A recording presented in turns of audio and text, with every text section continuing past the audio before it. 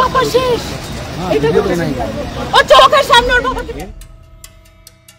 24শে April ভূস্বর্গ থেকে ফিরে স্বামীর হাত ধরে কলকাতা বিমানবন্দরে নামার কথা ছিল স্ত্রী সোহিনী অধিকারীর। তার আগে 22শে এপ্রিল রক্তে লাল হয়েছে ভূস্বর্গ। জঙ্গিদের নিশানায় শেষ হয়ে গিয়েছে একের পর এক পর্যটকের প্রাণ। পেহেলগাঁওতে জঙ্গি হামলায় সেই তালিকায় নাম জুড়েছে সোহিনীর স্বামী বিতান অধিকারীর। জঙ্গিরা কিভাবে 3.5 বছরের সন্তানের সামনে গুলি করে খুন করেছে তার বাবাকে বুধবার সন্ধ্যায় কলকাতা বিমানবন্দরে নেমে ক্ষোভের সঙ্গে সেই কথাই বর্ণনা করেন সোহিনী। আপনি বলুন, হিন্দু বলে মেরেছে, বলুন। কাল রাতে আমাকে বলেছেন হিন্দু বলে মেরেছে, হিন্দু বলে মেরেছে, বলুন বলুন। আপনি মুসলিম, আপনি কি কালমা পড়তে জানেন? না, জানি না। জঙ্গি হামলায় নিহত বিতানের বাড়ি নেতাজিনগর থানা এলাকার পাটুলির বৈষ্ণব ঘাটা লেনে। সঙ্গে ছিলেন স্ত্রী ও ছোট্ট ছেলে। গত 16ই এপ্রিল স্ত্রী সন্তানকে সঙ্গে নিয়ে কাশ্মীর ঘুরতে যান বিতান। আপাতত কর্মসূত্রে যুক্তরাষ্ট্রের ফ্লোরিডায় কর্মরত ছিলেন তিনি। তাঁদের কাশ্মীর থেকে ফেরার কথা ছিল 24শে এপ্রিল। স্থানীয় সূত্রে খবর, মঙ্গলবার দুপুর 2:30 নাগাদ পেহেলগাঁও হিল স্টেশন থেকে প্রায় 5 কিলোমিটার দূরে বৈশারন উপত্যকায় হামলা চালায় জঙ্গিরা।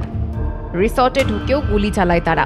ছড়িয়ে ছিটিয়ে লনে পড়ে থাকতে দেখা যায় পর্যটকের রক্তাক্ত দেহ। হামলাকারীরা বারবার ধর্মের কথা জানতে চাইছিল। পড়তে বলা হয় কলমাও। তারপরেও 3.5 বছরের সন্তানের সামনেই ওরা গুলি করে মেরে দিল।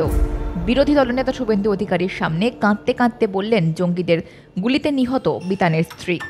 হিন্দু বলে আপনি বলুন, আপনি ছিলেন, আপনি বলুন। হিন্দু বলে মেরেছে, বলুন। কাল রাতে আমাকে বলেছেন হিন্দু বলে মেরেছে, হিন্দু বলে মেরেছে, বলুন বলুন। আপনি মুসলিম, আপনি কি কালমা পড়তে জানেন? না, জানি না। বলুন, এদের বলুন। সেকুলার নেতা। মেরে দিল। ও দায়িত্ব আমার, ও দায়িত্ব আমার। বাবা শেষ। এটা ও চোখের সামনে ওর বাবাকে। হিন্দুস্তানে হিন্দুকে খুন করবে। ও গাজা শেষ হয়েছে, ইসরায়েল শেষ করেছে, আমরাও শেষ করব। মোদির শিষ্য আছি, মোদির বাচ্চা আমরা। আমার হাজবেন্ড নাম নিশান মিটাবো। খুব সাপোর্ট করতেছে। পলিটিক্স ছেড়ে দেন, হিন্দু বলে মেরেছে। পলিটিক্স ছেড়ে দেন। আমি শুধু আপনার বাসায় এসেছি। আমি কাল বিকালে আপনার বাড়িতে কাল বিকালে আমার এই হাজবেন্ড ছাড়া কেউ নেই। আমার একটা 3.5 বছরের বাচ্চা। ও সকালবেলা ঘুম থেকে উঠে কি বলেছে জানেন? মাম্মা ফায়ার। বাবা শেষ। এটা ও তো পুরো হেল্প করবো, পুরো হেল্প। জঙ্গি হামলায় নিহত বিতান অধিকারী ও সমীর গুহকে শেষ শ্রদ্ধা জানাতে বুধবার সন্ধ্যায় বিরোধী দলনেতা শুভেন্দু অধিকারী কলকাতা বিমানবন্দরে যান। পরে দলীয় নেতাকর্মীদের সঙ্গে জঙ্গিদের নিকেশ করার স্লোগান দিতে থাকেন তাঁরা। হিন্দু বলে খুন করেছে, প্রণাম করি। হিন্দু বলে খুন করেছে, এরা হিন্দু শহীদ। হিন্দু বলে মেরেছে। হিন্দু শহীদ অমর রহে, অমর রহে, অমর রহে। হিন্দু শহীদ অমর রহে, অমর রহে, অমর রহে। পাকিস্তান মুর্দাবাদ, মুর্দাবাদ, মুর্দাবাদ। ইসলামিক সন্ত্রাস মুর্দাবাদ, মুর্দাবাদ, মুর্দাবাদ। ইসলামিক সন্ত্রাস মুর্দাবাদ, মুর্দাবাদ, মুর্দাবাদ। জিহাদি মুর্দাবাদ, মুর্দাবাদ, মুর্দাবাদ। হিন্দু শহীদ অমর রহে, অমর রহে, অমর রহে। হিন্দু শহীদ অমর রহে, অমর রহে, অমর রহে। পাকিস্তান মুর্দাবাদ, মুর্দাবাদ, মুর্দাবাদ। বদলা চাই, বদলা চাই, বদলা চাই, বদলা চাই, বদলা চাই। সন্ত্রাসবাদীদের মাটিতে মিশিয়ে দেওয়া দরকার। প্রধানমন্ত্রীর কাছে 26 জন ভারতীয় খুনের বদলার আর্জি জানালেন বিরোধী দলনেতা। প্রথম কথা আপনাকে বলি, ভারতীয় এবং হিন্দু হিসেবে খুন করেছে, এরা শহীদ। এবং যারা ভণ্ড সেকুলার, এই রাজ্যের মুখ্যমন্ত্রী সহ, মুখ্যমন্ত্রীর 3টে এক্সেন্ডেল দেখবেন, কোথাও ইসলামিক টেরারিজম বলেনি। মুসলমান ভোটের ভয়, এটা ইসলামিস্ট টেরারিজম। আমি তো বলবো ইসরায়েলের প্রধানমন্ত্রী যেমন গাজাকে মাটির সঙ্গে মিশিয়ে দিয়েছেন, এই ক্রস বর্ডার টেরারিজম যারা করছে তাদেরকেও মাটির সঙ্গে মিশিয়ে দেওয়া উচিত। এবং আমরা যারা ভারতীয় এবং সনাতন, আমরা 260টা দেহ চাই জিহাদি।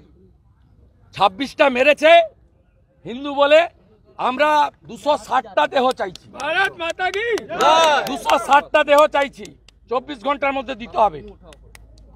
দেশের প্রধানমন্ত্রীকে অনুরোধ করছি, আর্মিকে এবং প্যারামিলিটারি ফোর্সকে অনুরোধ করছি, আমরা উই ওয়ান্ট ইট। মুখ্যমন্ত্রীর মন্ত্রীরা নাটক করতেই বিমানবন্দরে এসেছিলেন। তাঁদের সামনে নিহতের স্ত্রী জানিয়ে দেন, স্বামী কলমা পড়তে না পারার জন্য জঙ্গিরা তাকে খুন করেছে।